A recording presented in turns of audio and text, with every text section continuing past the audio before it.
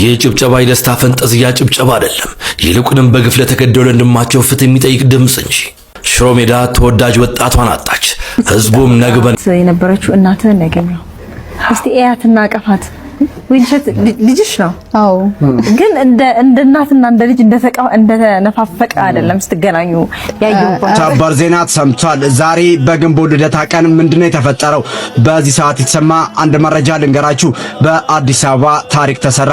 ይህ ኦርቶዶክሳዊ የህዝብ ማዕበል በመዲናችን አዲስ አበባ እንኳን ለእናታችን ለቅድስት ድንግል ማርያም ልደት በዓል በሰላም አድረሳችሁ አድርሰን። ይህ ታላቅና ደስታን የሚሰብክ በዓል በኢትዮጵያ ኦርቶዶክስ ተዋሕዶ ቤተክርስቲያን ምዕመናን ዘንድ በከፍተኛ ድምቀት ይከበራል። የእመቤታችን ልደት የዓለምን ጨለማ ያስወገደው የጽድቅ ፀሐይ ኢየሱስ ክርስቶስ የሚገለጥበት ጎዳና ለብዙ ዘመናት በጉጉት ሲጠበቅ የነበረው የተስፋ ቃል ፍጻሜ ያገኘበት ዕለት ነው። እናም የእመቤታችን ወዳጆችና ምዕመናንም እንዲያሉ ያመሰግኗታል። ለነፍሴ ነፍሷ ነሽ፣ ለነፍሴ ነፍሷ ነሽ፣ ለመንገዴ ፋና እንዳልጠፋምናለው ያንቺ ልጅ ነኝና።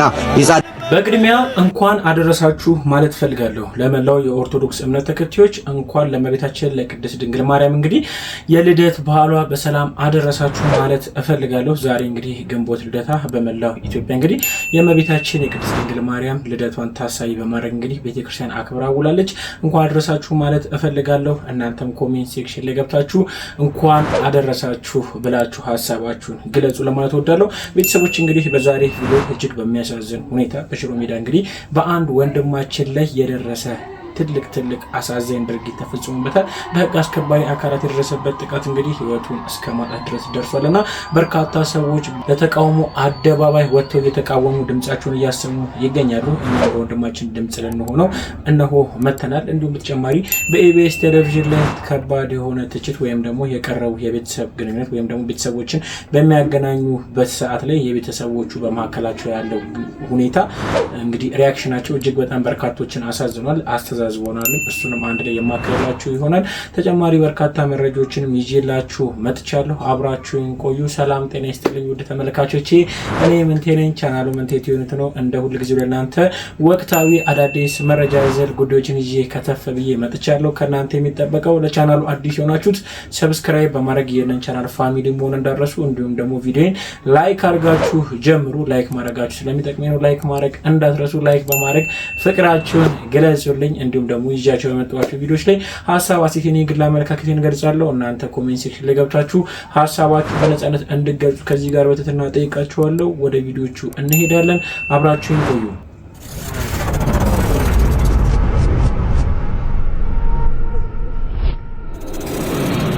ኩበት ለቅሜ ቂጣ ጋግሬ ነው ያስተማርኳቸው። እኔ ያሳደግኳቸው አንድ ልብስ ሳይኖረኝ በጫማ አይለኝም። ያን ኩበት ለቅሜ እመጣለሁ። ያንን አስቀምጬ ተነስቼ ደግሞ ለገበያ ያንን አስፈጭቼ እመጣለሁ። ያንን ሄጄ ውሃ ቀዳለሁ። እነሱ ታናንሽ ናቸው። እንደዚህ ሆኜ ነው አስተማርኳቸው። ከሰው አላስቀረኋቸው። እኔ ልጎዳ እንጂ እኔን አስተምራለሁ። ምንድነው ነገ ልጆቼ ለኔ ይሆናሉ ብዬ ነው። ነገ እኔን ያስቀምጡኛል ብዬ ነው። ያባረሩኛል ብዬ አይደለም። እስቲ ይሄን ቪዲዮ እናታቸውን ለሚያስለቅሱ አረመኔ ልጆች አድርሱልኝ። እርግጠኛ ነኝ ይሄ የብዙ ቤት ገመና ነው። የኚህ የምትመለከቷቸው እናት ቤተሰብ ገመና ብቻ አይደለም። እስቲ ምን ያህሎቻችንን እንደ ልጅ ከተሳካልን በኋላ የኛ ስኬት ከኛ አልፎ ለቤተሰቦቻችን የተረፈው? የኛ መለወጥ ቤተሰባችንን የለወጠው ምን ያህሎቻችንን? ወይስ እኛ አምሮብን እኛ ተሳክቶልን በመከራ በፍዳ በስቃይ ያሳደጉን ቤተሰቦቻችን የድሮ ህይወታቸው ላይ ናቸው? እርግጠኛ ነኝ ጥቂት ብትሆኑም አላችሁ። የእናት ያባታችሁን ውለታ ረስታችሁ እናንተ አምሮባችሁ እናንተ ተለውጣችሁ፣ ነገር ግን የእናንተ ማማር የእናንተ መለወጥ ቤተሰቦቻችሁን ያለወጠ። እናንተ አምሮባችኋል፣ ነገር ግን እናት አባታችሁ የድሮ የዛ የስቃይ ህይወት ውስጥ ነው ያሉት። የእናንተ እንደ ልጅ ስኬታማ መሆን መለወጥ ቤተሰቦቻችሁን ያለወጠ። ይኸውላችሁ እንደ ልጅ የኛ ስኬታማ መሆን ጥሩ ደረጃ ላይ መድረስ ቤተሰቦቻችንን እናት አባቶቻችንን ባይጠቅም እንኳን የለቅሷቸው የሐዘናቸው ምክንያት እንኳን ቢያንስ አንሁን። እንደ ልጅ ምንም አይነት ስኬት ላይ የደረስነው እታች ቤተሰቦቻችን በከፈሉልን ውለታ ነው። እንደ ልጅ የኛ ስኬታማ መሆን የኛ ጥሩ ደረጃ ላይ መድረስ የእናት የአባቶቻችንን ውለታ የሚያስረሳ መሆን የለበትም። ይህንን ቪዲዮ አድርሱልኝ። አመሰግናለሁ። ይህን ቪዲዮ በቅድሚያ የጋበዝኳችሁ በየቤተሰብ ውስጥ በየህይወታችን ውስጥ እንዲሁም ደግሞ ወይ የኖርነው ነው ወይ ደግሞ በዙሪያችን የሚኖሩ ሰው ስላለ እንግዲህ ይህን ሀሳብ ወደ እናንተ ላምጣና እንወያይበት ብዬ ነው። እውነት ለመናገር ከራስ አልፎ ለቤተሰብ መትረፍን የመሰለ ነገር የለምና እናት አባቶቻችን ለእኛ ብዙ ዋጋ ከፍለው እዚህ አሁን ላለንበት ደረጃ አድርሰውናል።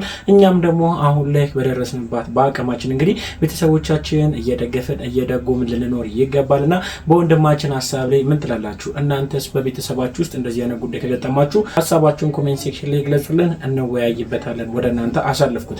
ወደ ዋናው ጉዳያችን ስንሄድ እንግዲህ አንድ ወንድማችን ላይ የተፈጸመ በህግ አስከባሪ አካላት ነው እንደዚህ አይነት ይህ ሰብአዊ የሆነ ድርጊት የተፈጸመው ወንጀል ነው። እጅግ በጣም ትልቅ ወንጀል ነው። እንግዲህ ከተለያየ ወንጀል ወይም ደግሞ ከተለያየ ጥቃት ይጠብቁናል ብለን ያሰብናቸው የህግ አስከባሪ አካላት እነሱ ራሳቸው ደግሞ እኛ ላይ ጥቃት ሲያደርሱ ማየትን እጅግ በጣም ከባድ ነውና በዚህ ጉዳይ ላይ አዲስ አበባ ላይ እንግዲህ ከባድ ተቃውሞ ተነስቷል። ወይም ደግሞ በርካቶች እንግዲህ ተቃውሞ ሰልፍ ወጥተው አደባባይ ላይ ይህንን ድርጊት የፈጸሙን አካልን እንግዲህ እየወቀሱ እየተቃወሙ ይገኛሉ። ለማንኛውም እንግዲህ እስቲ በዚህ ጉዳይ ላይ የተለያዩ መረጃዎች አሉ፣ እነሱ ላቀብላችሁና ሀሳባችንን በጥልቀት እንገልጽበታለን። ሰላም ቤተሰብ፣ ሰላማችሁ ከሁላችሁም ጋር ይሁን። በእርግጥ በራሴ ድምፅ እንዲወጥቼ ማላቅም ቪዲዮም ሰርቼ ማላቅም ቤተሰብ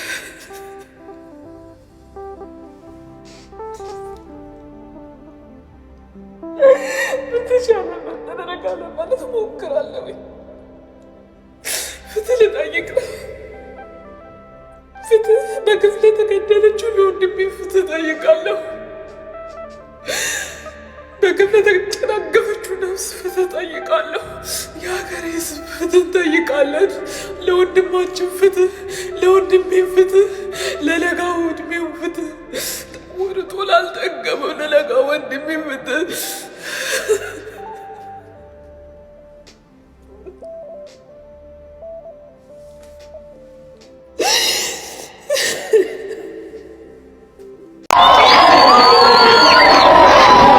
ይህ ጭብጨባ የደስታ ፈንጠዝያ ጭብጨባ አይደለም፣ ይልቁንም በግፍ ለተገደሉ ወንድማቸው ፍትህ የሚጠይቅ ድምጽ እንጂ። ሽሮ ሜዳ ተወዳጅ ወጣቷን አጣች። ህዝቡም ነግበኔ ነውና ፍትህ ያስፈልገናል አለ። የአዲስ አበባ ፖሊስ ጠቅላይ አዛዥም ነገሩን እኔ አይወክለኝም፣ በጽኑ እቃወማለሁ፣ ፍትህም እናሰፍናለን አለ። ነገሩ እንዲህ ነው። ወጣት ተገኝ ባልቻ ወይም ኦሮሮ ከዚህ በፊት በነፃ ንግድ ይተዳደር ነበር። አግኝቶ ማጣትንም ከሱ በላይ የለም። ታዲያ በዚህ ንዴትም ይጠጣል፣ እንዲሁም እስከ እብደት ደረጃ ደርሷልም ይላሉ የሰፈሩ ልጆች። በዚህ አጋጣሚ ነበር ሞተር ተራ ላይ የህግ አስከባሪ ጋር ይጣላና ግብ ይፈጥራሉ። ኦሮሮም ፖሊሱን ላይ ሰነዝርበታል። እስር ቤትም በዚህ ጉዳይ ይገባል። እስር ቤት እያለ ነበር የአባቱን ሞት የተረዳው። ከዛ ሁሉ አጣብቅኝ ውስጥ በዋስ ተፈታ።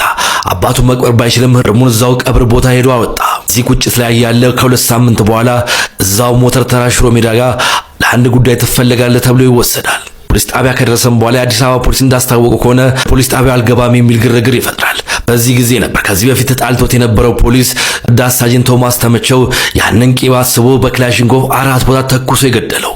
ታዲያ ይህንንም ድርጊት የአዲስ አበባ ፖሊስ ይህ የኛን ተቋም የማይወክል ከቆምንለት ህዝብን የመጠበቅ ዓላማ ጋርም የማይገናኝ ምንም እንኳን ኦሮሮ ግብግ መፍጠሩ አስፈላጊ ባይሆንም በሰብአዊነት ደረጃ ይህ ድርጊት መወሰዱ የኛን ተቋም የማይወክል መሆኑ ይታወቅልን፣ ህዝብን ልንጠብቅ እንጂ ልንገድል አይደለም የቆም ነው ብለዋል። ገዳዩን በቁጥጥር ስር ውሎ ምርመራ የተደረገበት እንደሆነና የበለጠ መረጃም ካለ እንደሚያሳውቁ የአዲስ አበባ ፖሊስ ገልጸዋል። ያም ሆነ የትኛውም ሰው ህይወት በሌላ ሰው መቀጠፍ አለበት ብዬ አላምንም። ሀብታምም ሆነ ድሃ፣ የተመቸውም ሆነ ያልተመቸው፣ ደላውም ከፋውም የትኛውም ኢትዮጵያዊ ከዚህ ሀገር ውጭ የለውም። የትኛውም ሁኔታ ውስጥም ቢሆን የሰው ልጅ የተሰጠውን ህይወት በሰው ህይወት መነጠቅ የለበትም። መኖር መብቱ ተጠብቆ ፈጣሪ እስኪጠራው ድረስ መኖር አለበት ብዬ ማምናለሁ። አዲስ አበባ ፖሊስን ፍትህ አስፍኖ ግፍ ለተገደለው ወጣት ኦሮሮም ፍትህ እንደሚሰፍን እንጠብቃለሁ። ፍትህ ቢዘገይም እውነት ግን አሁን ናት። ልክ ያልሆነ ነገር ሁላ ልክ አይደለም። ይህ የሚኖር ህይወት ነው። ሰላም። ፖሊሶች በፓትሮል መጥተው ለጥያቄ ትፈልጋለህ ብለው ወስደዋችሁ ከነዛ ፖሊሶች መካከል በግል ቂም የተነሳሳ ሰው መሳሪያ አንስቶ በ4 ጥይት ፖሊስ ጣቢያ ፊት ለፊት ሲገላችሁ፣ እንግዲህ ሰዎች በደል ሲደርስባቸው ግፍ ሲሰማቸው ሮጠው የሚያመልጡት ጩኸታቸውን የሚያሰሙት ፍርድ ቤትና ፖሊስ ጣቢያ ነው። ታዲያ ፍትህን የምትጠይቁበት በር ላይ በፍትህ አልበኝነት ለዛውም ፍትህን አስከብራለሁ ብሎ የመንግስትን ዩኒፎርምና መሳሪያ የያዘ ሰው በግፍ አደባባይ ላይ በዚህ መልኩ ከገደላችሁ ምን ቀረ? እናትየውን ሳስባችኋታ ከቀናቶች በፊት ውድ ባሏን የቀበረች እናት አሁን ደግሞ አንኳክተው ከቤት ወስደው ልጇን እንደገደሉባት ስትሰማ ያቺ እናት ምን እንደሚሰማ ታስባችኋል? ፍትህ ለወጣት ተገኝ ባልቻ ብለን ሁላችንም መጠየቅ ያለብን ይመስለኛል። የሥራ ገበታው በልማት ሰበብ የፈረሰበት በዛ የስሜት መናጠብ ውስጥ ሆኖ ድንገት ከዚህ የፖሊስ አባል ጋር የተጣላ ቂም ተይዞበት ለቂም መወጫ መንግስት ባለበሰው ዩኒፎርም ተደብቆ በመንግስት መሳሪያ በግፍ አደባባይ ላይ ገሎታል። በጣም ያማል። እኚህ አደባባይ የወጡት ህዝቦች ብቻ አይመለከትም፣ እኛንም ጭምር ይመለከታል። በተለያየ ጊዜ እንግዲህ እንደዚህ አይነት ወንበደኖች ወይም ደግሞ በህግ አስከባሪ አካላት እንደዚህ አይነት ድርጊቶች ሊፈጸሙ ይችላሉ። የዚህ ግን ከሁሉም ለየት የሚያደርገው ህይወትን እስከ ማጥፋት ደረጃ ደርሷል። እንደ ቀልድ ሊታይ አይገባም። ነግበኔ ልንል ይገባል። ለወንድማችን ድምጽ ልንሆነው ይገባል። እኔም ድምጽ ከሚሆኑ ሰዎች መካከል ነኝ። እናንተም እንግዲህ እንደዚህ አይነት ወንበደና የፈጸሙን አካልን ተቃውማችሁ ድምጽ ልትሆኑ ይገባል። እኔም ድምጽ እሆናለሁ እያላችሁ ድምጻችሁን ኮሜንት ሴክሽን ላይ በመጻፍ እንግዲህ እንድታሰሙ ወደ እናንተ አሳልፉኝ። በተጨማሪም እንግዲህ ይህ ቪዲዮ ከተሰራጨ በኋላ በርካታ መረጃዎችም እየወጡ ይገኛሉ። አንድ ወንድማችንም ይገርማችኋል እንዴ ብሎ በእኔም የደረሰ ብሎ እንግዲህ ይሄን ቪዲዮ በሶሻል ሚዲያ ላይ አጋርቶ በርካቶች የተቀባበሉት ይገኛሉ። እስቲ ቪዲዮ ላቀብላችሁና ሐሳባችንን እንሰጥበታለን።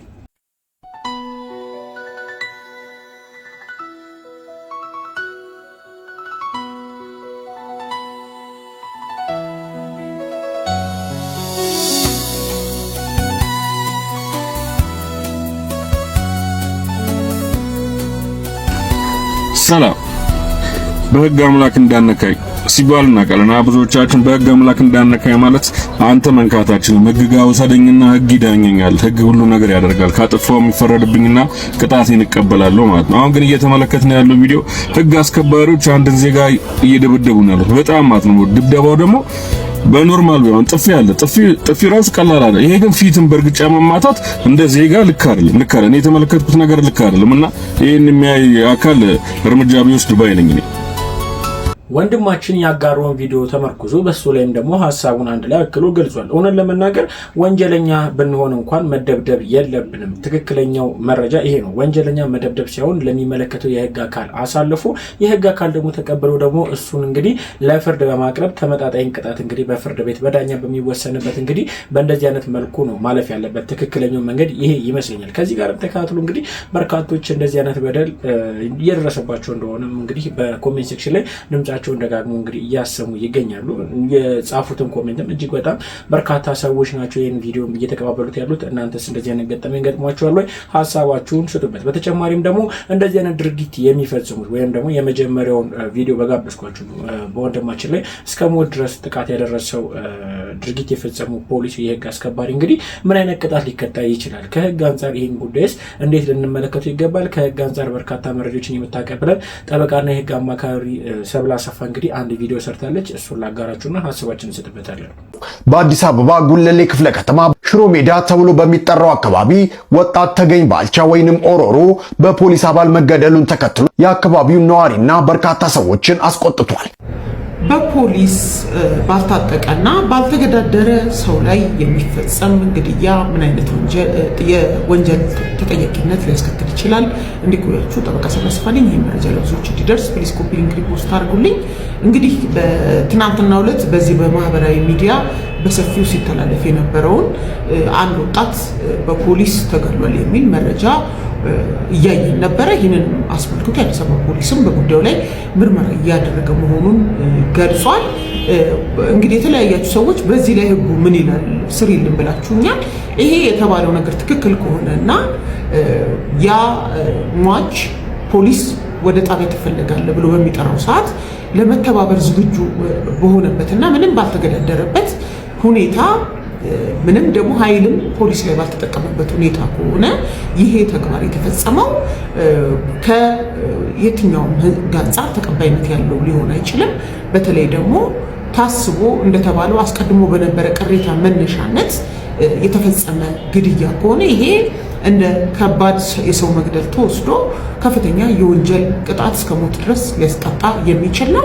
ከዛም ባሻገር በፖሊስ ስነ ምግባር ደንብም ይሄ ነገር ምንም ያልታጠቀ ሰው ላይ ለዛውም ደግሞ ፖሊስ ያዘዘውን ነገር እንደተባለው ለመፈጸም ፈቃደኛ በሆነበት አግባብ ከሆነ የኃይል እርምጃው የተወሰደው ተመጣጣኝም ሊባልም የማይችል ስለሚሆን በፖሊስ ላይ አስተዳደራዊም የወንጀል ተጠያቂነት ያመጣል። አስተዳደራዊው እንግዲህ በውስጥ በአዲስ አበባ ፖሊስ በውስጥ የሚወሰዱ እርምጃዎች ይኖራሉ። ከዛም ባሻገር ይሄ ነገር በሰው መግደል እንደ ሁኔታው እንደ ኃይል አጠቃቀሙ ታይቶ በከባድ የሰው መግደል ወይም በቀላል የሰው መግደል ሊያስጠይቅ የሚችል ነው ማለት ነው። መሰል ጠቃሚ መረጃዎች እንታገኙ እና አካውንቲንግ ከታተሉ አመሰግናለሁ።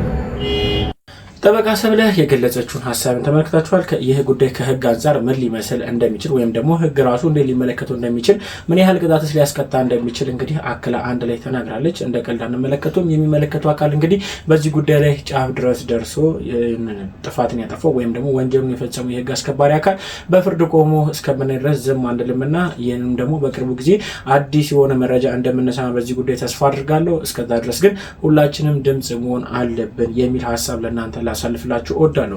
በተጨማሪም ደግሞ ወደ ሌላ ጉዳይ ስንሄድ በኢቢኤስ ቴሌቪዥን ላይ በርካቶችን ያነጋገረ አንድ ጉዳይ ነበረ። እስቲ ቪዲዮውን ልጋብዛችሁና ሐሳባችንን እንሰጥበታለን። ስትጠብቃት የነበረችው እናትህን ያገኘው እስቲ እያትና ቀፋት ወይንሸት ልጅሽ ነው። አዎ ግን እንደ እናትና እንደ ልጅ እንደተነፋፈቀ አይደለም ስትገናኙ ያየሁባት ስሜት በእውነት ቀፊ ውስጥ አንዴ ልጅ ይህንን ፕሮግራም አይቶ እንደኔ ልቡ እየተሰበረ ጋዜጠኛው እንኳን ገርሟት ልጅሽ ነው አይደል እንዴ? አዎ እስቲ አንዴ ተነስተሽ እቀፊው ከማለት በላይ ምን ውርደት አለ? እውነቴን ነው እምላችሁ። ምን ነው ባልተገናኙ ነበር ያልኩት የእናትየዋን ሁኔታ ሳያት። እናትየዋ ጥላቸው ሄዳ ከ20 ዓመት በላይ አረብ ሀገር ትኖር ነበር። ከአንድም አራቴ ወደ ኢትዮጵያ ለጉብኝት መጣለች። ያሉበትን ታውቃለች፣ የሚኖርበትንም ቦታ ታውቃለች። በሌላ ሰው እየጠየቀች አንድ ቀንም ሄዳቸው አይታቸውም አታውቅም። ልጆቻቸው ሲጨንቃቸው ወደ ኤቤስ ሄዶ እናታችን አፋልጉን ብለው በኋላ ላይ በኤቤስ ስታይ እኔ ያለው ብላ ስትመጣ ከ20 ዓመት በኋላ የተለያዩ ሰዎች እኔ ካሁን ተቃቅፎ መሬት ለመሬት ተንከባለው አይላቀቁም ብዬ ስጠብቅ ያሳየችው ግን አክት ከአንድ እናት አይጠበቅም። እውነት እንደዚህ አይነት እናት በአፍንጬ ይውጣ ባላቃት ይሻለኛል። 20 ዓመት ሙሉ ያለውበትን ቦታ ሁሉ እያወቀች ሳትጠይቀኝ እኔ አፈላልጌ ሳገኛት ደግሞ የእናትነቷን ፍቅር እንኳን እማሰጠኝ እናት ከሆነች በአናቷ ትተከል። እንዴት እንደተናደድኩኝና እንደቆሰልኩኝ አባቴ ተዋት። ያንተ እናት እመቤቴ ማርያም ናት። እንዳያችሁ ነው እናትና ልጅ እንግዲህ ከበርካታ ጊዜያቶች በኋላ እንግዲህ በአካል ሲገናኙ እንኳን ይቅርና የተነፋፈቁ ወይም ደግሞ እናቱ ጠፍታበት የመጣች ወይም ደግሞ ልጇ ጠፍታባት የመጣች እናት ሳይሆን ያው አለ አይደለ በቃ የሆነ ሰርፕራይዝም አልሆኑም። ሁለቱም ቁጭ ብሏል። እንደውም ልጅ ላይ እንደውም ጥሩ ጉጉት አይቼ ነበረ።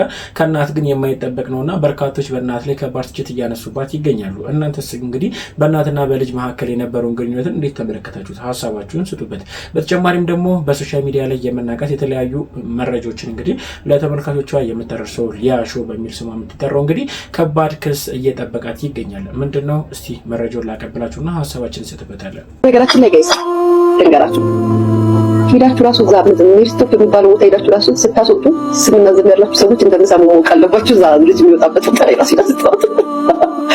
እንግዲህ ሊያ የምትባለው ግለሰብ የተለያዩ ታዋቂ ሰዎች አቦርት ለማድረግ ወደ ተለያየ የሜሪስቶፕ ክሊኒኮች ሲሄዱ ኢንፎርሜሽን ሊክ አድርጎ እኔ ጋር ይደርሳል እያለች ነው ያለችውና ይሄ በጣም ዴንጀረስ ነው። በጣም ለድርጅቱም ቢሆን ለተገልጋዮችም ይሄ በጣም አደገኛ የሆነ ነገር ነው። አቦርሽን በጣም ሴንሲቲቭ ኢሹ ከመሆኑ የተነሳ የፔሸንቶች ኮንፊደንሻሊቲ መጠበቅ አለበት ብዬ አስባለሁ። የተገልጋዩን ሚስጥር መደበቅ የማይችል ከሆነ እንደዚህ አይነት ኢንፎርሜሽኖች ሊክ እያደረጉ እንደዚህ አይነት ግለሰቦች እጅ የሚደርሱ ከሆነ ድርጅቱ ስራውን ቢያቆም ይሻላል ብዬ አስባለሁ። ሊያ ይሄን ንግግር የተናገረችው የእናንተ መረጃ እኔ ጋር አለ ብላ ልታስፈራራበትም ከሆነ ድርጅቱ እሷን ሊጠይቃት ይገባል ማለት ነው፣ በስም ማጥፋት። ካልሆነ ድርጅቱ የተገልጋዮችን መረጃ እያወጣ ለግለሰቦች የሚያድል ከሆነ መጠየቅ አለበት ብዬ አስባለሁ። ድርጅቱ በዚህ ጉዳይ ወጥቶ የሆነ ነገር መናገር አለበት። ነገር ግን በዛው ጸጥ የሚል ከሆነ ሊያ የምትለውን ነገር አምነን ተቀብለን ድርጅቱ ላይ ጫና እናበዛለን ማለት ነው። ስለዚህ ይህን ቪዲዮ ሼር እያደረጋችሁ ለብዙ ሰዎች አድርሱ። ኤምኤስአይ ኢትዮጵያ ሪፕሮዳክቲቭ ቾይስ የህዝብን ቅሬታ በመስማት ዛሬ ከመሸ ህዝባዊ መግለጫ አውጥቷል። ይሄ በጣም የሚደነቅ ተግባር ነው። ተቋሙ የተገልጋዮችን መረጃ አሳልፎ እንደማይሰጥና ሰሞኑን በተነሳው ጉዳይ ህጋዊ ሂደቶችን እንደጀመረ አስታውቋል። በጣም ጥሩ ነገር ነው። እንግዲህ የህጋዊ ሂደት ውጤቱንም በቅርቡ እንደምታሳውቁን ተስፋ እናደርጋለን። ይሄ ነገር እንዲሳካ የተባበራችሁትን በሙሉ ለማመስገን ፈልጋለሁ። መተባበር ኃይል ነው። ድርጅቱ በሰጠው መግለጫ መሰረት በሊያሾ ላይ እንግዲህ አሁን ላይ ክስ እንደመሰረተ ጉዳዩንም እንግዲህ ለህግ አሳልፎ እንደሰጠ መረጃውን አቀብሏል። ከሊያሾ ጋር ተያይዞ በርካቶችም ሀሳባቸውን እየሰጡ ይገኛሉ። በሊያሾ በርካታ ሰዎች እንደተበደሉ ሀሳባቸውን እየገለጹ ይገኛሉ። እናንተስ ከዚህ ጉዳይ ጋር ተያይዞ ምን ሀሳብ አላችሁ? ለሊያሾስ እስቲ ምን ያህል ቅጣት ልትቀጣ ይገባል? ወይም ደግሞ መከሰሷ ተገቢ ነው ወይም ደግሞ ቅጣት ሊጣልባት መሆኑ የጉዳይም ደግሞ በህግ መያዙ ተገቢ ነው ወይ? እስቲ ሀሳባችሁን ገለጹበት። በተጨማሪም ደግሞ በትላንትናው ዕለት እንግዲህ በርካቶችን ያነጋገረ አንድ መረጃ ወደኛ ደርሶ ነበረ። እስቲ ለጋብዛችሁና ሀሳባችንን እንገልጽበታለን። የቀዳሚ መረጃችን የተከሰሱ ግለሰቦችን እንመለከታለን። የኢትዮጵያ ነዳጅና ኤነርጂ ባለስልጣን ምክትል ዋና ዳይሬክተርን ጨምሮ በገበያ ላይ የነዳጅ እጥረት እንዲከሰት አድርገዋል የተባሉ 13 ግለሰቦች ላይ ክስ መመስረቱ ተሰምቷል። በዚህ ጉዳይ በማህበራዊ ሚዲያ ላይ በስፋት የምትታወቀው በረከት ገበሬዋን ጨምሮ ሌሎችም እንደተካተቱበት ነው የተሰማው። የክስ መዝገቡ ለፌዴራሉ ከፍተኛው ፍርድ ቤት ልደታ ምድብ 3ኛ የሙስና ጉዳዮች ወንጀል ችሎት ነው የቀረበው።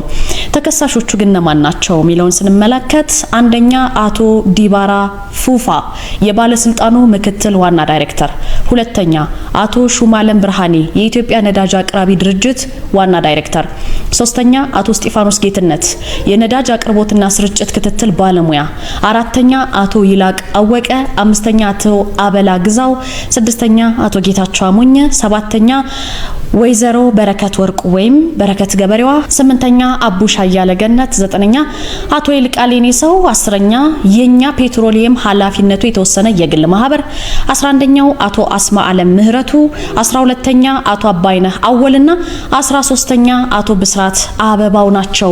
ክስ አንድን ስንመለከት አንደኛ፣ ሁለተኛና ሶስተኛ ላይ የጠቀስንላችሁ ተከሳሾች ከመመሪያ ውጪ ለተቋማት የነዳጅ ግዢ ፈቃድ በመስጠት እና ከሰባተኛ ተከሳሽ በረከት ወርቁ ወይም በረከት ገበሬዋ ጋር በመመሳጠር ተከሳሿ 466058 ሊትር ነጭ ናፍጣ በኮንትሮባንድ ለወርቅ አምራቾች እንድትሸጥ አድርገዋል። በዚህም በመንግስት ላይ ከ8.4 ሚሊዮን ብር በላይ ጉዳት ነው ያደረሱበት። በገበያ ላይ የነዳጅ እጥረት እንዲከሰትም አድርገዋል ይላል ክሱ። ግለሰቦቹ ስልጣንን አላግባብ በመገልገል ከባድ የሙስና ወንጀል እንደፈጸሙ ይገልጻል። ክስ ሁለትን ስንመለከት አንደኛ፣ ስድስተኛና ስምንተኛ ተከሳሾች ላይ ቀደም ሲል የተጠቀሱ ግለሰቦች በጥቅም በመመሳጠር ስምንተኛ ተከሳሽ በድምሩ ከ1 ሚሊዮን 284 ሺህ ሊትር በላይ ነዳጅ ያለ አግባብ እንዲያገኝ በማድረግ በመንግስት ላይ ከ22.59 ሚሊዮን ብር በላይ ጉዳት እንዲደርስና የነዳጅ እጥረት እንዲከሰት አድርገዋል ይላል። አንደኛና ስድስተኛ ተከሳሾች በዋና ወንጀል አድራጊነት እንዲሁም ደግሞ ስምንተኛ ተከሳሽ በልዩ ወንጀል አድራጊነት ስልጣንን አላግባብ በመገልገል ከባድ የሙስና ወንጀል ክስ ነው የተመሰረተባቸው። ሶስተኛውን ክስ እንመለከተው ዘጠነኛ ተከሳሽ ወይም የኛ ፔትሮሊየም ኃላፊነቱ የተወሰነ የግል ማህበር ባለቤቱና ስራ አስኪያጅ ከህግ አግባብ ውጪ የነዳጅ አካፋፋይነት ፍቃድ እንዲያገኝ በማድረግ በመንግስት ላይ ከ21.3 ሚሊዮን ብር በላይ ጉዳት አድርሷል።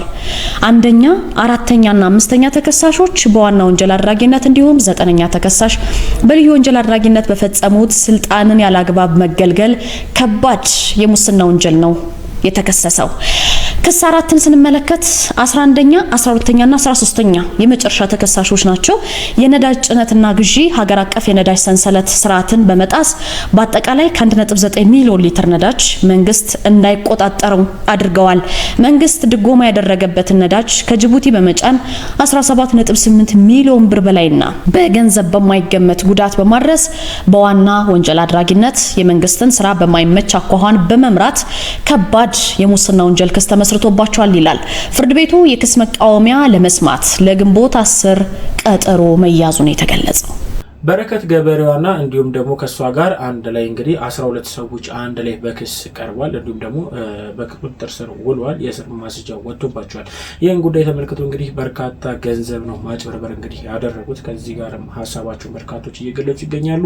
እናንተስ በበረከት ገበሬዋና ከሷ ጋር በቁጥጥር ስር ከዋሉት ሰዎች ጋር በተደረገው የህግ ምርመራ ወይም ደግሞ በቁጥጥር ስር መዋላቸውን እንዴት ተመለከታችሁት? ሀሳባችሁን ስጡበት። በነገራችሁ ላይ የሀገርን እድገትን ከሚቃወሙ ወይም ደግሞ ከሚጻረሩ እድገት እንዳይኖር ከሚያደርጉ ሰዎች መካከል አንዱ እነዚህ ሰዎች ናቸውና በእነዚህ ላይ ጠበቅ ያለ ምርመራና እንዲሁም ደግሞ ትንሽ ከበድ ያለ ውሳኔ ከህግ አንጻር ፍርድ ቢደረግባቸው ብሎ በርካቶች ሀሳባቸውን ይሰጡ ይገኛሉ። እናንተስ ምን ትሉታላችሁ? እኔም በዚህ ጉዳይ ላይ እስማማለሁ። ሀሳባችሁን ስጡበት።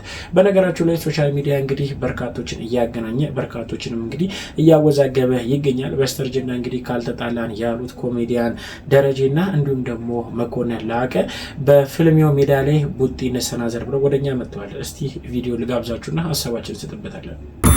ይህ መልእክት ለመኮንን ላቀ ነው። መኮንን ላቀ በቦክስ ገጥመዋለሁ ቢል ወሬ ሰማሁ። አረፋ በተቀመጠ አይሻልም? ቤተሰብን ብታስተዳድር አይሻልም? ስችህ 6 ወር ትተኛለህ። እዚህ ላይ አስቀምጬህ እረሳሃለሁ ነው ያለ ቪዛ ዱባይ ምናምን ሄድ እፈልግሃለሁ። ለማንኛውም አርፈህ ብትቀመጥ ነው እወዳደራለሁ ካልክ እዚህ ላይ አስቀምጬህ እረሳሃለሁ። ለማንኛውም አርፈህ ብትቀመጥ ነው።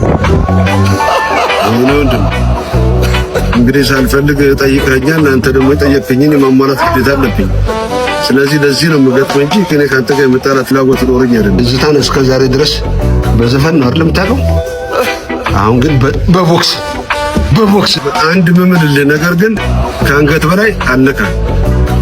የምርን አለካ። ምክንያቱም ባንተ የሚጨክን አንጀት የለኝም። ዳቦ ቤትህን ግን አሯሩጥልሃለሁ። ይገባል እንደዚህ እንዳያችሁት ነው። ሁለቱም ተዛዝተዋል። ሜዳው ላይ እንግባ ቡጢ እንሰናዘር እያሉ ሀሳብ እየተለዋወጡ ይገኛሉ። በነገራችሁ ላይ በኮሜዲ ዘርፉ ላይ ብቻ ሲሆን እንዲሁም ደግሞ ይህንንም አዲስ የመጣው የኤምኤምኤ ፋይትንም እንግዲህ የስፖርቱንም ዘርፍ አንድ ደረጃ ከፍ የሚያደርግ የሚያሳድግ ይመስለኛል። እንግዲህ በሪንግ ሜዳው ላይ የምናያቸው ከሆነ ሁላችንም በጉጉት እንጠብቀዋለን። አዲስ ነገር ካለ በእነሱ ላይም የማሳወቃችሁ ይሆናል። ቤተሰቦች እንግዲህ ለዛሬ ይዤላችሁ የመጣችሁ ቪዲዮዎች እኚህን ይመስላሉ። እስካሁን ድረስ አብራችሁ ስለቆያችሁ ከልብ አመሰግናለሁ። በቀጣይ ቪዲዮ እስክንገናኝ ሰላም ቆዩልኝ። እወዳችኋለሁ።